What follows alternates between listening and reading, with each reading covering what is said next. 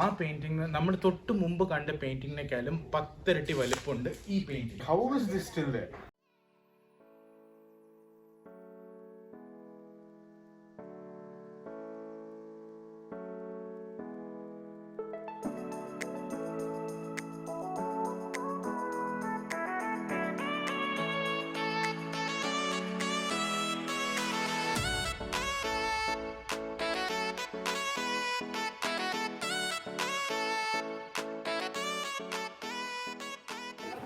അപ്പോൾ ചെറിയൊരു കറക്ഷൻ ഉണ്ട്. ഇത് ചെത്തിയെടുത്ത് ഉണ്ടാക്കിയതല്ല, ഇത് നാച്ചുറലായിട്ട് ഇങ്ങനത്തെ സ്ഥലം കണ്ടുപിടിച്ചാണ് ആൾക്കാർ ഇവിടെ താമസിച്ചുകൊണ്ടിരുന്നത്.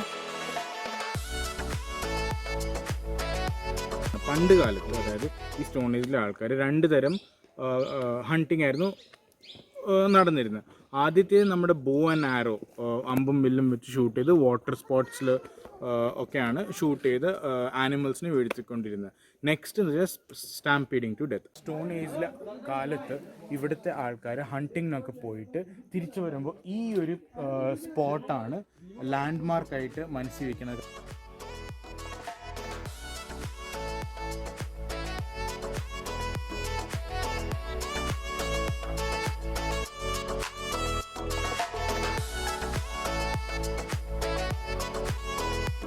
Hello everybody, welcome to Flat Stepney and also welcome to another day in our trip. അപ്പോൾ ഇന്ന് നമ്മൾ വീണ്ടും ഒരു നെക്സ്റ്റ് ഡെസ്റ്റിനേഷൻ വേറൊരു സ്പോട്ടിലേക്ക് പോകാൻ വേണ്ടിയാണ് ഇറങ്ങിയേക്കുന്നത്. സമയം ഇപ്പോൾ ഓൾമോസ്റ്റ് ഒരു 2 o'clock ആയിട്ടുണ്ട്. നമ്മൾ ഇന്നലെ ദേവ്ഗഡിൽ നിന്ന് തിരിച്ചു വന്നപ്പോൾ അത്യാവശ്യം നന്നായിട്ട് മടുത്തായിരുന്നു, നന്നായിട്ട് ലേറ്റ് ആയിരുന്നു. അപ്പോൾ ഇന്ന് ഉച്ച വരെ കിടന്നുറങ്ങി, പെട്ടെന്ന് കുളിച്ചൊരുങ്ങി ഒന്ന് റെഡിയായി ഫ്രഷ്നപ്പൊക്കെ ആയിട്ട് നമ്മൾ ഇറങ്ങാൻ റെഡി ആയിട്ട് ഇപ്പം നിൽക്കുവാണ്. സാധനങ്ങളൊക്കെ നമ്മുടെ സ്നാക്സും മറ്റു കാര്യങ്ങളൊക്കെ വണ്ടിക്കകത്ത് എടുത്ത് വെക്കേണ്ടതുണ്ട്. നമ്മൾ ഇന്നും അൾട്രോസിലാണ് പോകുന്നത്.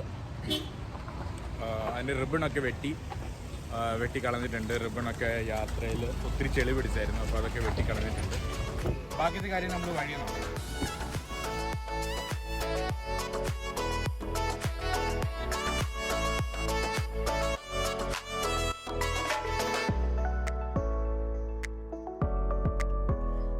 ഭീംബേട്ക എത്താറ് ഇവിടുന്ന് 3 അല്ലെങ്കിൽ 4 കിലോമീറ്ററേ ഉള്ളൂ. ഇതിൻ്റെ പ്രത്യേകത എന്ന് വെച്ച് കഴിഞ്ഞാൽ, ഞാൻ നേരത്തെ പറഞ്ഞില്ലായിരുന്നു അല്ലേ, ഡെസ്റ്റിനേഷൻ പറഞ്ഞില്ലായിരുന്നല്ലേ, ഞങ്ങൾ ഭീംബേട്കയിലേക്കാണ് പോകുന്നത്. ഭീംബേട്ക കേവ്സ് എന്ന് പറഞ്ഞാൽ വീണ്ടും ഒരു 1 among the 28 world heritage sites ആണ്. അടിപൊളി സ്ഥലമാണെന്ന് പറയുന്നത്. ഒരു 3 അല്ലെങ്കിൽ 4 കിലോമീറ്റർ വണ്ടി ഓടിച്ച് കഴിഞ്ഞാൽ നമ്മളവിടെ എത്തും.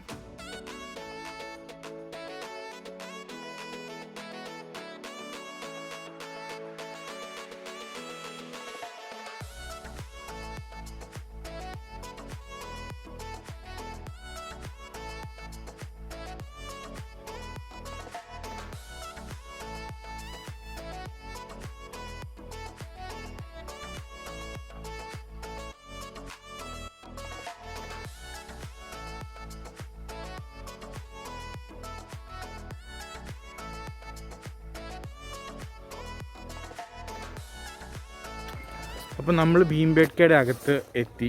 ഇത് ഭീംബേട്ക എന്ന് പറഞ്ഞുള്ള പേര് എങ്ങനെയാണ് വന്നതെന്ന് പറഞ്ഞു കഴിഞ്ഞാൽ, ഈ കല്ലിൻ്റെ മുകളിലാണ് നമ്മുടെ ഭീം വന്നിരുന്നത്. അത് കാരണമാണ് ഇവിടെ ഭീംബേട്ക എന്ന് പറഞ്ഞ സ്ഥലത്തിൻ്റെ പേര് വരാൻ കാരണം. പിന്നെ ഈ കല്ലിൻ്റെ പ്രത്യേകത, ഈ കാണുന്ന പില്ലേഴ്സ് അല്ലെങ്കിൽ ഇത്രയും വലിയ കല്ല്, ഈ കല്ല് ഓൾമോസ്റ്റ് 60 crore years പഴക്കമുണ്ട്.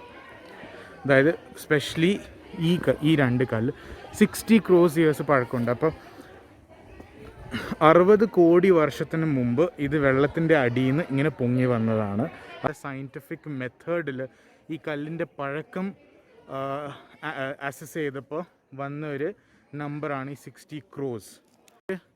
നമുക്കിപ്പോൾ ഒരു 5 അല്ലെങ്കിൽ 10 വർഷം എന്നൊക്കെ പറഞ്ഞ് വലിയ ടൈം പീരീഡാണ്. പക്ഷേ 60 crores അതിനകത്ത് ശരിക്കും പറഞ്ഞു കഴിഞ്ഞാൽ എത്ര സമയം എനിക്ക് ഇമാജിൻ ചെയ്യാൻ പോലും പറ്റുന്നില്ല. ഇതിപ്പോൾ കുറേ വെതറായി പോയിട്ടുണ്ട്, കുറേ എന്നാ പറയുന്നത്, കുറേ ഡാമേജ് വന്നിട്ടുണ്ട്. റോക്സ് വെതറായി പോയിട്ടുണ്ട്. പക്ഷെ എന്നാലും just look at the beauty of the stones. കളറൊക്കെ ഓൾമോസ്റ്റ് വേറെ കളറാണ്. എനിക്ക് സാൻഡ് സ്റ്റോൺ ആണെന്ന് തോന്നുന്നു കണ്ടിട്ട്. Just beautiful to watch.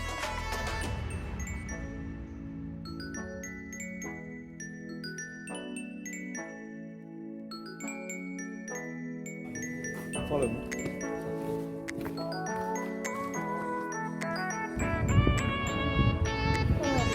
ഈ പ്ലേസിനാണ് ഓഡിറ്റോറിയം എന്ന് പറയുന്നത്. കാരണം എന്താണെന്ന് വെച്ചാൽ ഇവിടുത്തെ ചീഫ് പണ്ടത്തെ കാലത്ത്, അതായത് സ്റ്റോൺ ഏജിൽ ചീഫ് ആ പാറയുടെ മുകളിലാണ് ഇരുന്നുകൊണ്ടിരുന്നത്. ഇവിടെയാണ് ബാക്കി ആൾക്കാരെല്ലാം.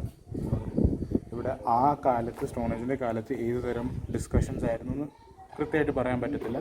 But basically it was survival instincts, അല്ലെങ്കിൽ സർവൈവൽ എങ്ങനെയാണ് ചെയ്യേണ്ടത്, അല്ലെങ്കിൽ എന്താണ് ചെയ്യേണ്ടത്, എപ്പോഴാണ് ചെയ്യേണ്ടത്, എങ്ങനെയാണ് ചെയ്യേണ്ടത്, അങ്ങനത്തെ ഇൻഫർമേഷൻ ആയിരുന്നായിരിക്കാം. But let's move ahead.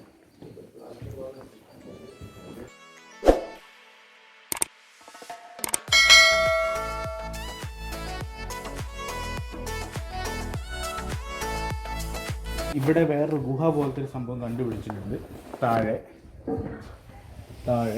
അത് എങ്ങോട്ടാണ് പോകണേ, ലൈറ്റൊന്നും ഇല്ല, മൊത്തം ഇരുട്ടാണ്. അത്യാവശ്യം നല്ല താഴ്ചയുണ്ട്, എങ്ങോട്ടാണ് പോകണമെന്നൊന്നും അറിയത്തില്ല. ഇതിനെപ്പറ്റി വലിയ ഡിസ്കഷൻസ് ഒന്നും ഇല്ല, ഡിസ്ക്രിപ്ഷൻസ് ഒന്നും തന്നിട്ടില്ല. അതുകൊണ്ട് വെരി ലിറ്റിൽ ഇൻഫർമേഷൻ ഉണ്ട്. മുമ്പിലോട്ട് ഈ വേറെ കുറേ സാധനങ്ങളുണ്ടെന്നാണ് പറഞ്ഞത്.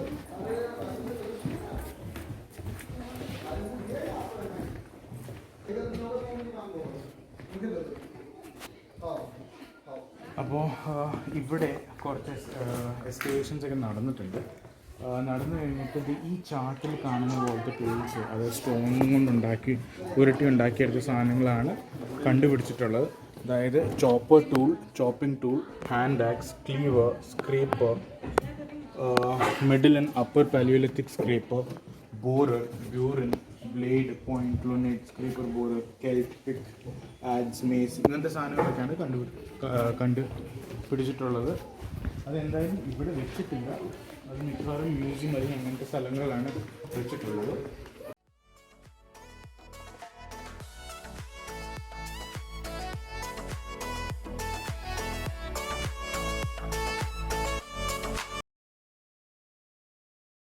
The ancient man, the hunter-gatherer man, was always thinking about animals, and therefore you can see different kinds of animals, and painted across the periods, different periods. You see the antelope on your top, an elephant, a leopard, a stag, many types of animals, and this is about 4,000 years before now. നമ്മൾ പറയുമ്പോൾ എല്ലാ കാര്യവും ചിലപ്പോൾ കവറായെന്ന് വരികയില്ല. അതുകൊണ്ടാണ് ഇവിടെ ഫിഷിൽ തന്നെ നമ്മൾ റിക്വസ്റ്റ് ചെയ്തതാണ് ഈ ബാരിക്കേഡിൻ്റെ ഉള്ളിൽ പോയി ഫോട്ടോ എടുത്ത് അതിനുള്ള കംപ്ലീറ്റ് ഇൻഫർമേഷൻ എടുത്തിട്ട്.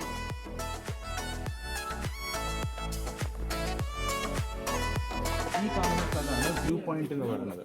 ഇത് ഇവിടുത്തെ ഒരു ഹയസ്റ്റ് പീക്കാണ് ഇവിടെ.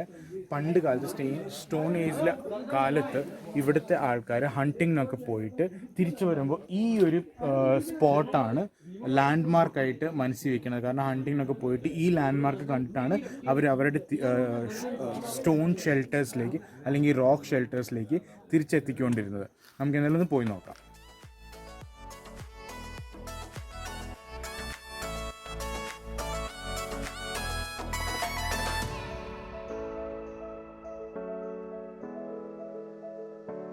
ഇത് റോക്ക് ഷെൽട്ടർ, നമ്മൾ നേരത്തെ പറഞ്ഞ റോക്ക് ഷെൽട്ടറിലേക്ക് ഉള്ള വഴിയാണിത്. ഹണ്ടിങ്ങിനൊക്കെ പോയിട്ട് അല്ലെങ്കിൽ അല്ലാത്തപ്പോഴും ഇവിടെയാണ് ഇങ്ങനത്തെ ഷെൽട്ടേഴ്സിലാണ് പണ്ടത്തെ സ്റ്റോൺ ഏജിലെ ആൾക്കാർ താമസിച്ചുകൊണ്ടിരുന്നത്. ആ കാണുന്നത്, അതായത് നമുക്ക് മുമ്പോട്ട് പോവാം.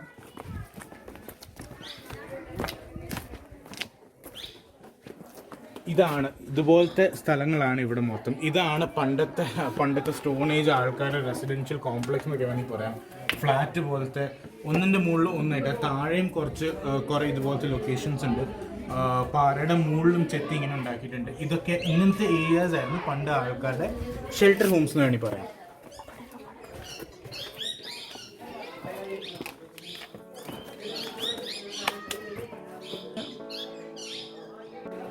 അപ്പോൾ ചെറിയൊരു കറക്ഷൻ ഉണ്ട്. ഇത് ചെത്തിയെടുത്ത് ഉണ്ടാക്കിയതല്ല, ഇത് നാച്ചുറലായിട്ട് ഇങ്ങനത്തെ സ്ഥലം കണ്ടുപിടിച്ചാണ് ആൾക്കാർ ഇവിടെ താമസിച്ചുകൊണ്ടിരുന്നത്.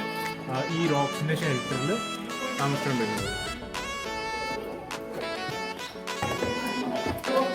ഇത് നെക്സ്റ്റ് ഒരു സ്പോട്ടാണ്. നെക്സ്റ്റ് റോക്ക് ഷെൽട്ടർ പോലത്തെ ഒരു സ്ഥലമാണ്. ഇവിടെയാണ് ആൾക്കാർ, ഇതിലൂടെ ആണ് ആൾക്കാർ കയറിപ്പോയി, ഇതിൻ്റെ അകത്താണ് ആൾക്കാർ താമസിച്ചുകൊണ്ടിരുന്നത്. ഇവിടെ ഇങ്ങനെ കുറേ സ്ഥലങ്ങളുണ്ട്, ആൾക്കാർ കയറി താമസിച്ചുകൊണ്ടിരുന്ന കുറേ സ്ഥലങ്ങളുണ്ട്. ഇപ്പോൾ വേറെ നാച്ചുറലായിട്ട് ഉണ്ടായ ഒരു റോക്സിൻ്റെ ഇടയിൽ നാച്ചുറലായിട്ട് ഉണ്ടായ സ്പേസിലാണ് ആൾക്കാർ ഇരുന്നിരുന്നത്. ഞാൻ വേറൊരു സൈറ്റ് കാണിച്ചു തരാം. ഇത് കണ്ടോ, താഴെ ഒരിടം, മുകളിലൊരിടം, അതിൻ്റെ മുകളിലൊരിടം, അതിൻ്റെ മുകളിലൊരിടം. So it was old man's apartment എന്നൊക്കെ വേണമെങ്കിൽ പറയാം. സോറി, ഓൾഡ് മാൻസ് അപ്പാർട്ട്മെൻറ്റ് അല്ല, ഓൾഡ് സ്റ്റോൺ ഏജിൽ ആൾക്കാരുടെ അപ്പാർട്ട്മെൻറ്റ്. സോ നമ്മൾ എന്തായാലും ഈ റോക്ക് ഷെൽട്ടറിൻ്റെ അകത്ത് കയറി പോകാൻ നോക്കുകയാണ്. ശരിക്കും കുഞ്ഞി തന്നെ കയറി പോകണം നമുക്ക് നോക്കാം.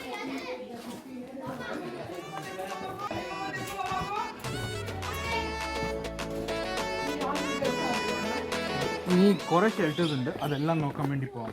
ഇപ്പം നേരത്തെ പറഞ്ഞ പോലെ ഈ അപ്പാർട്ട്മെൻറ്റ് കോംപ്ലക്സ് എന്തെങ്കിലും വേസ്റ്റ് ആയിട്ടില്ല. ഇവിടെ തന്നെ മാർക്ക് ചെയ്ത് 12ാമത്തെ റോക്ക് ഷെൽട്ടറിലേക്കാണ് നമ്മൾ പോകാൻ പോകുന്നത്.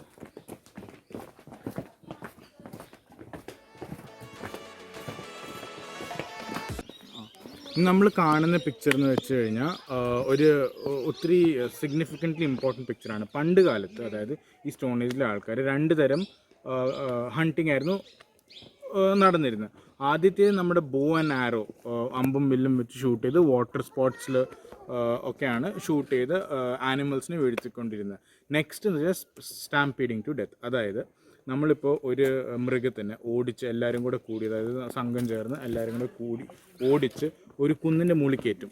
അത് കഴിഞ്ഞ് അതിനെ രക്ഷപ്പെടാൻ, അതായത് രക്ഷപ്പെടാൻ വേറെ ഒരു വഴി കാണാത്തപ്പോൾ ഈ മൃഗം ക്ലിഫിൻ്റെ മുകളിൽ, അതായത് ഈ കുന്നിൻ്റെ മുകളിൽ താഴേക്ക് എടുത്ത് ചാടും. അങ്ങനെ താഴെ ചാടി അത് ചത്തുപോകും.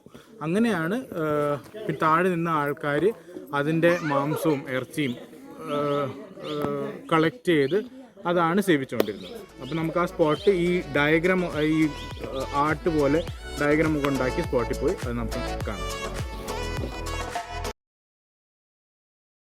ഈ പിക്ചറൽ റീപ്രസെൻറ്റേഷൻ ആണ് ഇവിടെ ഉള്ളത്. മുകളിൽ ആ വൈറ്റ് കളേഴ്സ് പെയിൻറ്റഡ് ആണ് ക്ലിഫിൻ്റെ എഡ്ജ്. അവിടെ നിന്ന് ഈ മൃഗങ്ങൾ രക്ഷപ്പെടാൻ വേണ്ടി എടുത്ത് ചാടി ക്ലിഫിൻ്റെ മുകളിൽ നിന്ന് എടുത്ത് ചാടിയാണ് ഇത് താഴെ കാണിച്ചേക്കുന്നത്. അതായത് ഈ റെഡ് ലൈൻസ് കാണുന്നത് ഓൾമോസ്റ്റ് ഒരു ഡിയറിൻ്റെ ഷേപ്പിലാണിത് കാണിച്ചേക്കുന്നത്. അപ്പോൾ ക്ലിഫിൻ്റെ താഴെ എടുത്ത് ചാടി ആ താഴെ ഇവിടെ നിന്നാണ് പണ്ടത്തെ കാലത്തെ ആൾക്കാർ ചത്തുപോയ മൃഗത്തിൻ്റെ റിമെയിൻസ് ഒക്കെ എടുത്താണ് സേവിച്ചുകൊണ്ടിരുന്നത്. പിന്നെ ഈ കാണുന്ന ക്രാക്കാണ് ക്ലിഫിൻ്റെ എഡ്ജായിട്ട് കാണിച്ചേക്കുന്നത്.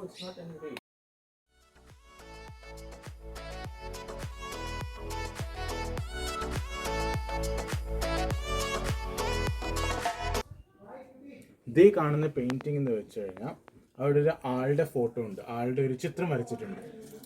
പുള്ളിയുടെ വേസ്റ്റ് ലെവലിൽ നിന്ന് ഒരു സ്പിയർ, അതായത് ഒരു കുന്തം പോലത്തെ ഒരു സാധനം ഇങ്ങനെ തറച്ച് കയറുന്നതാണ് കാണിക്കുന്നത്. അപ്പോൾ ഐദർ അതൊരു ഫ്യൂണറൽ, ആൾ മരിച്ചു കഴിഞ്ഞിട്ട് ഫ്യൂണറലിൻ്റെ ഒരു പിക്ചറാണ്, അല്ലെങ്കിൽ ഒരു ഡോക്ടറോ, അന്നത്തെ കാലത്തെ ഡോക്ടേഴ്സ് വന്നിട്ട് ആ ഒരു മുറിവ് അല്ലെങ്കിൽ ആ സ്പിയർ ശരീരത്തിൽ നിന്ന് എടുത്തു മാറ്റുന്ന ഒരു പിക്ചറായിരിക്കും. ഈ 2 അസംഷൻസ് ആണ് ഈ പെയിൻറ്റിങ് കണ്ടിട്ട് നമുക്ക് കിട്ടുന്നത്. നമുക്ക് വേറൊരു കാഴ്ച കാണാം. ഈ കാണുന്ന ഒരു റെഡ് കളർ പെയിൻറ്റിങ് ആണ് വൈൽഡ് ബോർ. അതായത് വൈൽഡ് ബോറിനെയാണ് അത് കാണിച്ചേക്കുന്നത്. അതിന് തൊട്ടടുത്ത് റെഡ് കളർ ചെറിയ ചെറിയ ലൈനാണ് വരച്ചേക്കുന്നത്. ഒരു ത്രീ ലൈൻ, ഒരു ഡോട്ടിൽ നിന്ന് 3 ലൈൻസ് പോകുന്നുണ്ട്. അതാണ് ഓരോരോ ആൾക്കാരെ കാണിച്ചേക്കുന്നത്. അപ്പോൾ ഇവിടെ കാണിച്ചേക്കണ പണ്ടത്തെ ആൾക്കാർ ഈ പെയിൻറ്റിങ്ങിലൂടെ പറയാൻ ഉദ്ദേശിച്ചേക്കണം എന്നാന്ന് വെച്ച് കഴിഞ്ഞാൽ, വൈൽഡ് ബോർ, അതായത് കാട്ടുപന്നിക്ക് വലിയൊരു സ്ഥാനം കൊടുത്തിട്ട് ബാക്കി ആൾക്കാർ അതിൻ്റെ ചുറ്റും പേടിച്ച് നിൽക്കുന്നതായിട്ടാണ് ഈ പിക്ചർ കാണിച്ചേക്കുന്നത്. അപ്പോൾ കാട്ടുപന്നിക്ക് വലിയൊരു സ്ഥാനമാണ് ഈ പിക്ചറിലൂടെ അവർ പറഞ്ഞേക്കുന്നത്.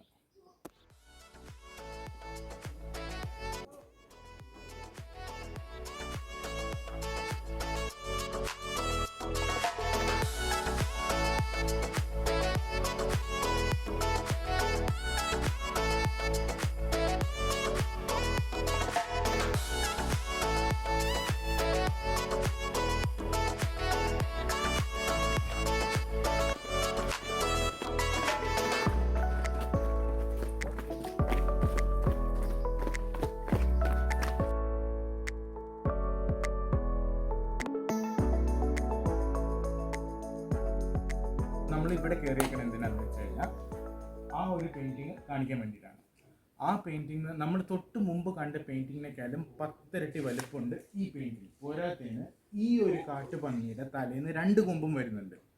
അപ്പോൾ ഇതിനകത്ത് കാണിക്കാൻ ശ്രമിച്ചേക്കാൻ എന്നാന്ന് വെച്ച് കഴിഞ്ഞാൽ ഈ കാട്ടുപന്നിയുടെ വലുപ്പവും ആ കാട്ടുപന്നിയുടെ സ്ഥാനമാണ് പറയാൻ ശ്രമിച്ചേക്കുന്നത്. കാരണം അതിൻ്റെ തൊട്ട് താഴെ ഭയങ്കര ചെറിയ രീതിയിലാണ് മനുഷ്യരുടെ ഫോട്ടോ അവിടെ ഡ്രോ ചെയ്ത് വെച്ചേക്കുന്നത്. പിന്നെ ഈ പെയിൻറ്റിങ്ങിൻ്റെ പ്രത്യേകത, അതായത് ഈ പെയിൻറ്റിങ്ങിൻ്റെ പഴക്കം എന്നൊക്കെ പറയാൻ ഒരു 4000 അല്ലെങ്കിൽ 5000 കൊല്ലം പഴക്കമുണ്ട്. അത് ഇവിടുത്തെ ഒഫീഷ്യൽസ് ആണത് പറയുന്നത്. 4000-5000 ഇയേഴ്സ് ഓൾഡ് പെയിൻറ്റിങ്സ് ആണ് ഇതൊക്കെ. അതുകൊണ്ട് ശരിക്കും ഹിസ്റ്ററിയിൽ ഇത് അതിൻ്റെ മാസീവ് ആയിട്ടുള്ള കൺട്രിബ്യൂഷൻ തന്നെ ഉണ്ട്. പിന്നെ ഈ പെയിൻറ്റിങ്സ് എനിക്ക് അടുത്ത് വന്ന ചോദ്യം എന്താണെന്ന് വെച്ചാൽ ഈ 4000-5000 കൊല്ലം മുമ്പ് ഉണ്ടാക്കിയ ഈ പെയിൻറ്റിങ്സ് ഈ പെയിൻറ്റിങ്സ് ഈ പാറക്കല്ലിൽ വരച്ചുണ്ടാക്കിയ പെയിൻറ്റിങ്സിൽ ഏത് തരം പെയിൻ്റാണ് ഇവർ ഉപയോഗിക്കുന്നത്? കാരണം നമ്മളിപ്പോൾ സാധാരണ പെയിൻറ്റ് കടയിൽ നിന്ന് മേടിച്ച് പെയിൻറ്റ് ഒരു പേപ്പറിലോ വേറെ ഒന്നും വരച്ച് വെച്ചാൽ അതങ്ങ് ഒഴുകിപ്പോവും. മഴയത്തോ കൊടുങ്കാറ്റത്തോ അല്ലെങ്കിൽ മഴയത്ത് സ്ഥിരമായിട്ട് മഴയൊക്കെ പെയ്യുമ്പോൾ ഈ സാധനമൊക്കെ ഒഴുകി അങ്ങ് പോവും. അപ്പോൾ ഇത് why is this still there? How is this still there? അതായത് നമ്മുടെ അയൺ ഓക്സൈഡ് ചോദിച്ചപ്പോൾ പറഞ്ഞത് അയൺ ഓക്സൈഡിൻ്റെ ഇൻഓർഗാനിക് ആയിട്ടുള്ള കുറേ കാര്യങ്ങൾ വെച്ചിട്ടാണ് ഈ പെയിൻറ്റ് ഉണ്ടാക്കിയത്. അപ്പോൾ ഈ പെയിൻറ്റ് ആണ് ഈ പാറക്കല്ലിൽ മൊത്തം പെയിൻറ്റ് ചെയ്ത് വെച്ചിരിക്കുന്നത്. So that is why this paintings have stayed or have survived for more than 4000 to 5000 years.